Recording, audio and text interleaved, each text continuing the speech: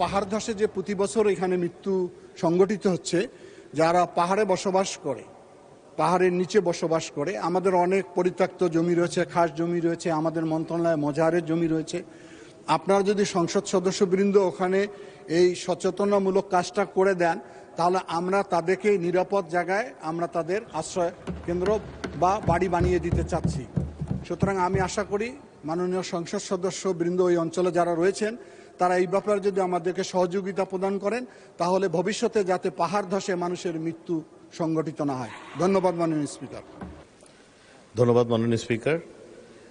পার্বত্য চট্টগ্রামের 3 পার্বত্য জেলায় গতকাল 1300 মেট্রিক টন চাল সহায়তা দেওয়া হয়েছে আমাদের মাননীয় প্রধানমন্ত্রীর নির্দেশে, এবং চট্টগ্রাম জেলা এবং রাঙ্গামাটি, খাগড়াছড়ি এবং বান্দরবান জেলা প্রশাসনে 20 লক্ষ টাকা করে আমাদের এই বাবদ এই দুর্যোগকালীন সহায়তা হিসেবে মাননীয় প্রধানমন্ত্রীর ত্রাণ তহবিল থেকে বিশেষ বরাদ্দ আজকে সকালে দেওয়া হয়েছে, যেটা ওনারা রিসিভ করেছে। ধন্যবাদ মাননীয় স্পিকার।